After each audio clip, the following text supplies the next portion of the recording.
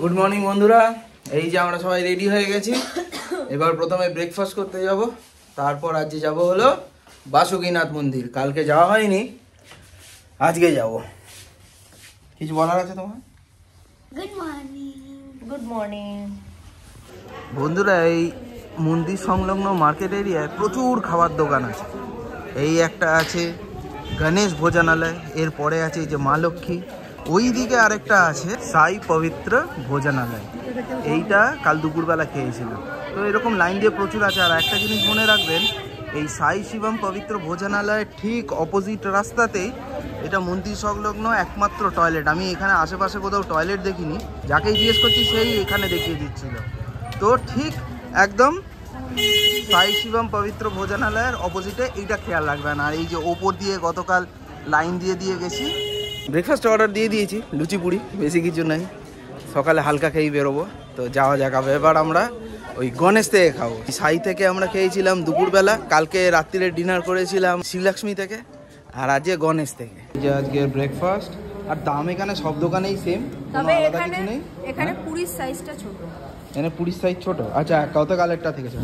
বাবা খাচ্ছে হলো কি দই চিড়ে চিনি দিয়ে। হ্যাঁ, এটাও এখানকার খুব ফেমাস খাবার একটা, এখানে লোকে প্রচুর খায়। সো বন্ধুরা, ব্রেকফাস্ট ইজ ডান। এখন আমরা আবার হোটেলের দিকে ফিরছি। ওখানে অটো আসবে, তাতে করে আমরা বাসুকীনাথ যাব। তো এই যে এখানকার যে খাবার হোটেলগুলো আছে মন্দির সংলগ্ন এরিয়ায়, কোনোটা খারাপ না, কোনোটা ভালো না, তিনটেই একরকম। মানে যত যা আছে ওদের রেট সেম থাকে প্রায়। আর খাবারের টেস্ট বলতে ওই কোনোটা 19, কোনোটা 20, কোনোটার কারুর লুচি ভালো, কারুর সবজি ভালো, কারুর আমৃতিটা ভালো। সো আলাদা করে সিলেক্ট করার আর কিছু নেই। তো যাকে এই যে হাঁটতে হাঁটতে হোটেল পৌঁছে গেছি। এই যে পেছনে আমাদের হোটেল। যাই, এখানে এবার বসে কিছুক্ষণ রিসেপশনে ওয়েট করি কখন অটো আসে, তারপর চড়ে বাসুকীনাথ যাব। নমস্কার বন্ধুরা, আরভেন্স ট্রাভেলগের দেওঘর ট্রিপের পঞ্চম পর্বে আপনাদের স্বাগত। গত 4টি পর্বে আপনারা দেখেছিলেন 22347 হাওড়া পাটনা বন্দে ভারত এক্সপ্রেসে আমাদের জার্নি এক্সপিরিয়েন্স, দেওঘরে আমাদের ঠিকানা হোটেল রুদ্রাক্ষিণের রুম রিভিউ, বাবা বৈদ্যনাথ ধামে পুজো ও একটি অসাধারণ সন্ধ্যা আরতির অভিজ্ঞতা। আজকে দেখুন কেমন ঘুরলাম বাসুকীনাথ ও নলাখা মন্দির। রেলওয়ে গ্রেডেতে এখন সব গাড়িগুলো দাঁড়িয়ে গেছে, আমাদের গাড়িটাও দাঁড়িয়েছে, সেই জন্য নামলাম। কারণ এর ঠিক বাঁ দিকেই যেটা দেখছেন দ্যাট ইজ ত্রিকুট পর্বত। ওই যে রোপওয়ে তো এখন বন্ধ, সেই জন্য আমাদের আর যাওয়া হবে না। দেখি ফেরার পথে যদি একটু নামতে পারি তো যাব, জাস্ট নিচ থেকেই ঘুরে চলে আসবো, পরে তো আর ওঠার দম নাই। তো যাই হোক, এই যে ত্রিকুট পর্বত।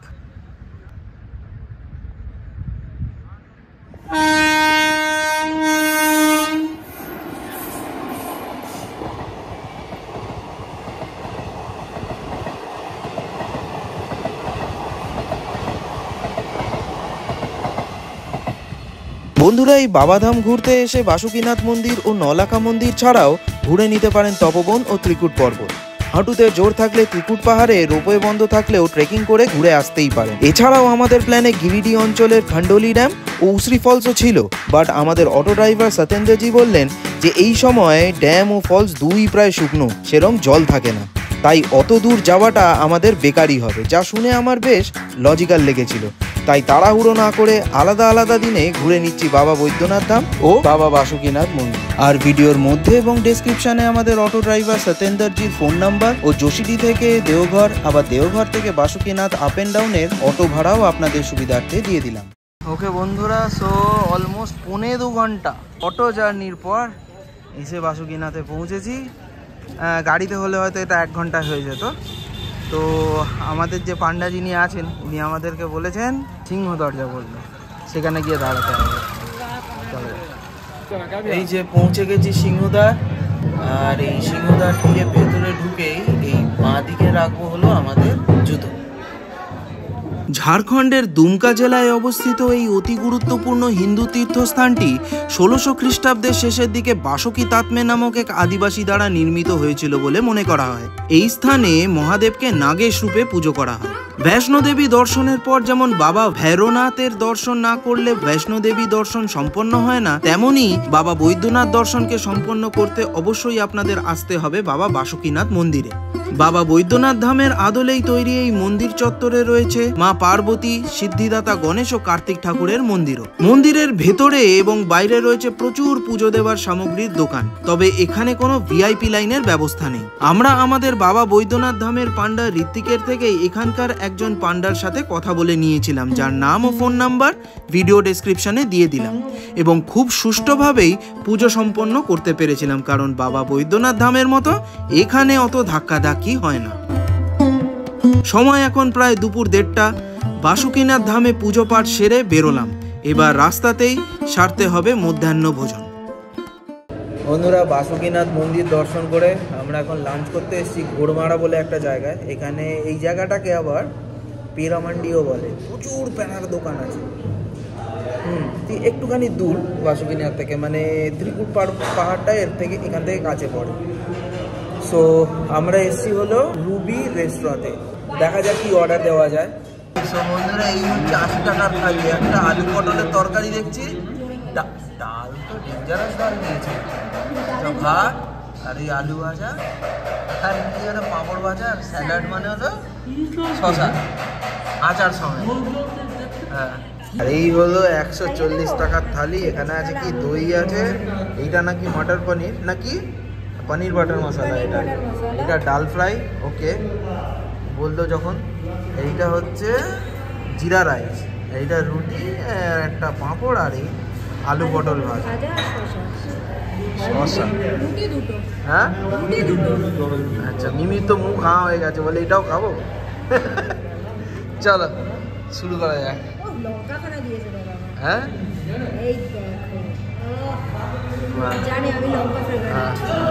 বন্ধুরা, আমাদের এই ট্রিপে বিভিন্ন জায়গায় আমরা এখনো অবধি খাওয়া দাওয়া করেছি, কিন্তু কোনোটাই কেন জানি না আমার খুব একটা পোষায়নি, মানে কাউকে রেকমেন্ড করার মতো মোটেই না।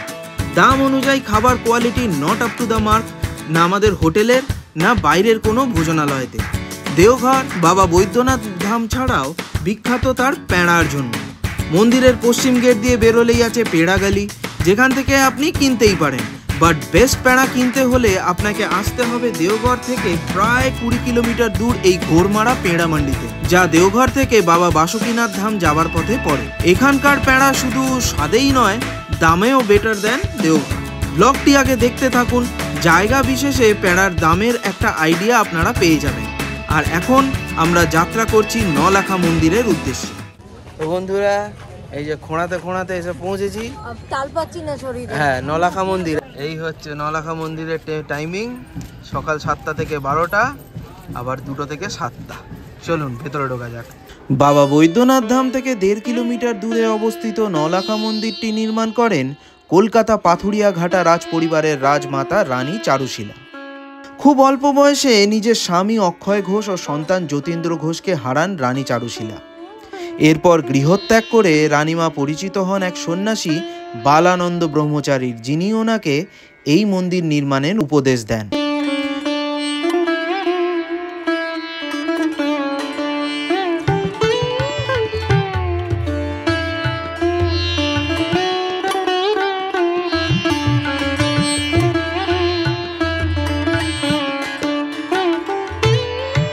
একশো 46 ফুট উচ্চতার এই মন্দিরটি 1628 খ্রিস্টাব্দে তৈরি শুরু হয়। বেলুর মঠের আদলে তৈরি এই রাধা কৃষ্ণের মন্দিরটি নির্মাণে সেই সময়ে 9 লাখ টাকা খরচা হয়েছিল, যার থেকে এই নলাখা মন্দিরের নামকরণ। বাসুকীনাথ মন্দিরে পুজো দেওয়া হলো, পেঁড়া মান্ডি থেকে পেঁড়া কেনা হলো, ঘোরা হলো নলাখা মন্দিরও। এবার হোটেল ফেরার পালা। শারীরিক ক্লান্তি এখন বেশ চরমে, তাই একটু রুমে পৌঁছে টান হয়ে নিয়ে গিয়ে। বন্ধুরা, বৈদ্যনাথ ধামে তো কোনো এই যে পুজো দিলাম, যে কোনো সেরকম প্রসাদ তো কিছু পেলাম না। আজ যে বাসুকীনাথে যে পুজো দিয়েছি তাতে বেশ অনেক কিছু পাওয়া গেছে, অনেক গুডিস পাওয়া গেছে। দেখি যে কি কি আছে। এইটা হচ্ছে মেন প্রসাদ, রাইট? ওরকমই কিছু একটা, ওরা বললো এটা প্রসাদ নিয়ে যান পুজোর। আচ্ছা, নারকোল, সেই হিসাবে এই যে নারকেল, 2টো কলা আছে, আর তার সাথে একটু প্যারা প্রসাদ আছে। আচ্ছা, এই যে প্যারা। আর এটা হচ্ছে পার্বতী মায়ের এওস্ত্রীদের জন্য, পার্বতী মায়ের আচ্ছা প্রসাদ ঠিক না, মানে ওই আর কি মেয়েদের দান করা। হ্যাঁ, তার মধ্যে একটা চিরুনি দিয়েছে, হ্যাঁ, লাল কাচের চুড়ি দিয়েছে, হ্যাঁ, নেল পলিশ দিয়েছে একটা, হুম, একটা লাল টিপ দিয়েছে, এর মধ্যে আছে সিঁদুর, আর এর মধ্যে আছে কাজল। ও আচ্ছা, এই আর তার সাথে মায়ের প্রসাদী ফুল। ওকে, এটা তো পুরো কসমেটিক্স হয়ে গেছে পুরো। প্রসাধনী, মায়ের আশীর্বাদই প্রসাধনী। এই যে বন্ধুরা দেখছেন, দেখে কি ভাবছেন এগুলো কি হতে পারে? মানে মোটামুটি দেওঘর অঞ্চলের যে কটা দোকান ভালো ছিল বলে শুনেছি, সব জায়গাকার প্যাড়া এখান থেকে কালেক্ট করে নিয়ে যাওয়া হচ্ছে। মেঘা বলছে দক্ষিণেশ্বরে আমাদের ফ্ল্যাটের নিচে যে আমাদের যে গ্যারেজটা আছে ওখানে দোকান দেবো, ওখানে দোকান দেবে। সবাই দেওঘরের প্যাড়া চায়, তাহলে এবার আমি ওখানে দোকান নিয়ে বসবো, যার যেটা লাগবে এসে নিয়ে যান। হ্যাঁ, এইটা হচ্ছে শুধু আমাদের, ঠিক আছে? আর ওই দুই বাড়ির তো এরকম আরেকটা লট ওই আরেক ঘরে আছে, আর আরেক ঘরে আরেকটু কম, সেটাও কিন্তু বলে বলে 1 কেজি, যাই হোক। তো এইটা হচ্ছে 250 গ্রামের বাক্স, এগুলো। এইটা 1 কেজির, এইটা 1 কেজির, এইটা 500। এইটা আজকে কেনা হয়েছে, ওই যে বললাম যে ওই প্যারা মন্ডি বলে যেটা আছে, ওই জায়গা থেকে এটা কেনা হয়েছে। তো এই হলো আমাদের প্যারার কালেকশন। এবারে এখান থেকেই সবাইকে দেওয়া থাওয়া হবে, আমরাও রাখবো। আমার বিশেষ করে বেশ ভালোই লাগে প্যারা খেতে। তো this is what it is. এই যে বন্ধুরা, আমরা ডিনার করতে এসেছি। এই যে মিমির মার অবস্থা দেখুন, ঠান্ডায় কাঁপছে। আজ আইটেম কি কি আছে বলো দেখি। নুডলস আছে, ওদিকে চিলি বেবিকর্ন, হ্যাঁ, আর নতুন বলতে এখানে মাশরুম বেবিকর্ন মশলা আছে একটা, আর এটা মাটার পনির, বাট মাটার সেভাবে কিছু চোখে পড়ছে না, জানি না ভেতরে হয়তো থাকতে পারে। স্যালাড আছে, আর ওদিকে তো আলু মাটারের সবজি আর প্লেন তাওয়া রুটি। এই যে এলো আমাদের তন্দুরি। চলো শুরু করা যাক। And with that friends, we come to the end of today's vlog. ভালো লাগলে অবশ্যই একটি লাইক ও শেয়ার করবেন, আরভিন্স ট্রাভেলগ চ্যানেলটিকে সাবস্ক্রাইব করবেন ও ফেসবুক পেজটিকেও ফলো করে নেবেন প্লিজ। দেখা হবে আবার নেক্সট উইকে দেওঘর ট্রিপের অন্তিম পর্বে। শুভরাত্রি।